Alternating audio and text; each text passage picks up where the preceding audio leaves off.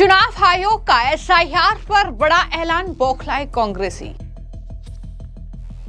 पवन खेड़ा बोले, ना मतदाता संतुष्ट ना विपक्ष, एसआईआर सिर्फ वोट चोरी। एसआईआर जो बिहार में हुआ, बिहार को लोकतंत्र की हत्या का एक प्रयोगशाला बनाया गया और अब 12 राज्यों में वही दोहराया जा रहा है। उदित राज का बयान, एसआईआर के जरिए लोकतंत्र को बंधक बना रही है बीजेपी।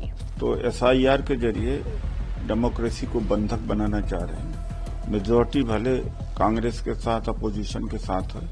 बिहार में एसआईआर के बाद अब चुनाव आयोग ने देश के 12 राज्यों और केंद्र शासित प्रदेशों में विशेष गहन पुनर्निरीक्षण यानी एसआईआर कराने का ऐलान कर दिया है। यानी वोटर लिस्ट को खंगाला जाएगा और जो भी फर्जी वोटर्स हैं उन्हें लिस्ट से बाहर किया जाएगा।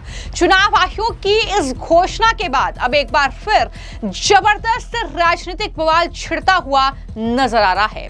कांग्रेस ने इस ऐलान के बाद अब चुनाव आयोग की नीयत और विश्वसनीयता पर गंभीर सवाल उठाए हैं। पार्टी ने यह कहा है कि ना तो इससे मतदाता संतुष्ट है और ना ही विपक्ष ने कहा कि ना ही विपक्ष को भरोसा है कि चुनाव आयोग निष्पक्ष काम कर रहा है। यानी सीधे तौर पर कांग्रेस पार्टी इसका विरोध कर रही है। बिहार में भी हमने देखा कि किस तरीके से एसआईआर का विरोध किया गया और जब वहां पर विरोध से बात नहीं बनी तो सुप्रीम कोर्ट का रुख किया गया, लेकिन सुप्रीम कोर्ट ने भी एसआईआर को सही ठहराया और विपक्ष को वहां भी बड़ा झटका लगा। अब इस पूरे मामले को लेकर यानी 12 राज्यों में जो चुनाव आयोग ने एसआईआर की घोषणा की है, इस पर कांग्रेस पार्टी लगातार बौखलाई हुई है, इसका कड़ा विरोध कर रही है। और न सिर्फ कांग्रेस पार्टी के ऑफिशियल ट्विटर हैंडल से यह पोस्ट किया गया, बल्कि कांग्रेस पार्टी के जो प्रवक्ता हैं पवन खेड़ा, उन्होंने सीधे तौर पर आरोप लगाया कि बिहार में जिस तरह से लाखों वोट काटे गए, अब वही प्रक्रिया दोहराई जा रही है। तो इस तरीके से पवन खेड़ा बौखलाए हैं। उनकी तरफ से एसआईआर के इस मुद्दे को लेकर क्या कुछ कहा, क्या मीडिया से बातचीत करते हुए, जरा सुनिए। पहले तो सबको छठ की बहुत बहुत शुभकामनाएं। एसआईआर जो बिहार में हुआ, बिहार को लोकतंत्र की हत्या का एक प्रयोगशाला बनाया गया और अब 12 राज्यों में वही दोहराया जा रहा है। एसआईआर जब बिहार में हो रहा था, सुप्रीम कोर्ट ने बार बार तलब किया चुनाव आयोग को, यह हमें भूलना नहीं चाहिए। चुनाव आयोग बिहार की एसआईआर से अपनी विश्वसनीयता खो चुका है। चुनाव आयोग को यह भी सार्वजनिक करना चाहिए कि 2003 में जो एसआईआर हुई थी उसके दिशा निर्देश सार्वजनिक करें, उन्हीं दिशा निर्देशों पर चलें, तब तो हमें बात समझ में आती है। अन्यथा चुनाव आयोग, जैसा कि मैंने आपको कहा, उस पर एक बहुत बड़ा धब्बा लग चुका है। आपने कांग्रेस नेता पवन खेड़ा को सुना, जो कि एसआईआर के इस दूसरे चरण का विरोध कर रहे हैं और ये कह रहे हैं कि एसआईआर जो बिहार में हुआ, तो बिहार को लोकतंत्र की हत्या का एक प्रयोगशाला बनाया गया। अब 12 राज्यों में वही दोहराया जा रहा है। बिहार के एसआईआर से चुनाव आयोग ने अपनी विश्वसनीयता खो दी है। चुनाव आयोग ने 2023 में जो एसआईआर किए थे उसके दिशा निर्देश सार्वजनिक किया जाए और उन्हीं दिशा निर्देश पर चले, वरना चुनाव आयोग पर बहुत बड़ा धब्बा लग चुका है। ये बातें जो है पवन खेड़ा ने कही, जो आपने सुनी। लेकिन मैं आपको ये जानकारी दे दूं कि जब बिहार में चुनाव आयोग ने एसआईआर की घोषणा की तो राहुल गांधी ने इसका खास तौर पर विरोध किया। राहुल गांधी ने कई प्रेस कॉन्फ्रेंस की, जिसमें महाराष्ट्र से लेकर कर्नाटक के जो विधानसभा सीटें हैं वहां पर दरअसल गड़बड़ी का आरोप लगाया और वोटर लिस्ट से बाहर किया गया है वोटर्स को। इस तरीके के आरोप चुनाव आयोग और बीजेपी पर लगाए।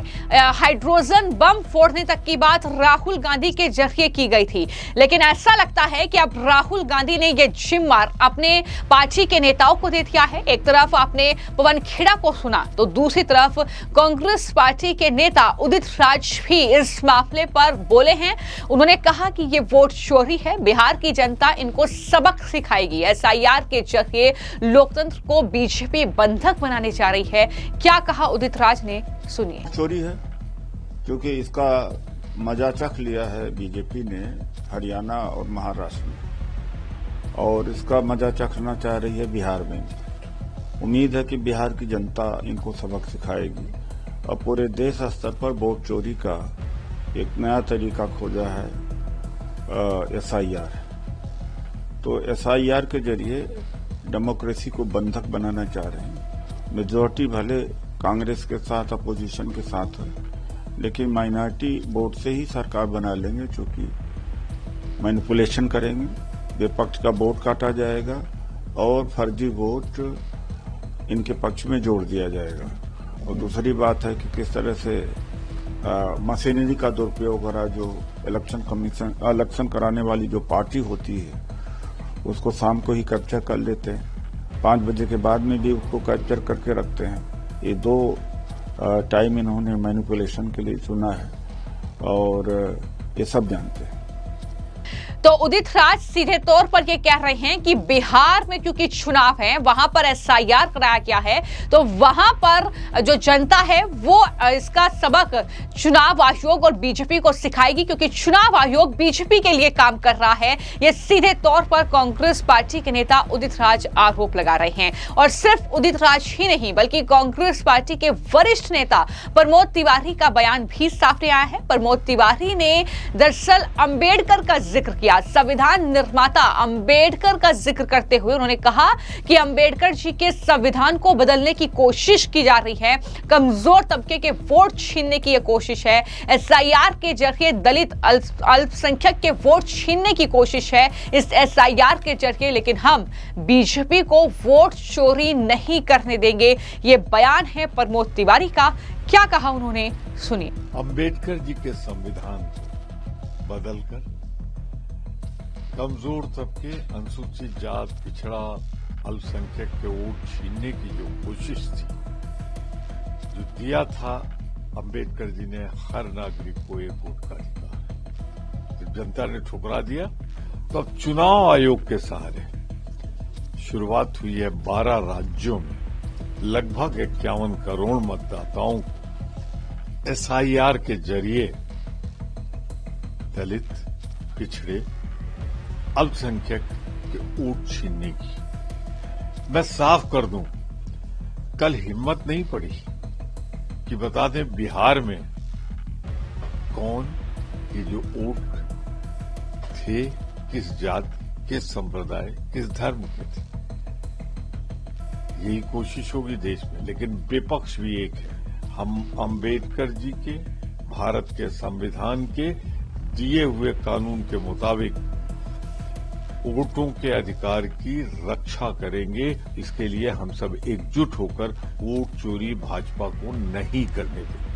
तो कुल मिलाकर जब चुनाव आयोग ने बिहार में सबसे पहले SIR की घोषणा की, उसी वक्त से लगातार हम देख रहे हैं कि ये बयानबाजी का दौर जारी है, ये राजनीतिक बवाल चल रहा है। संसद के सत्र में भी हमने देखा और उसके बाद जो है वो लगातार जो बयानबाजी की जा रही है विपक्ष के जरिए, उसमें भी SIR का कड़ा विरोध विपक्ष के जरिए हो रहा है।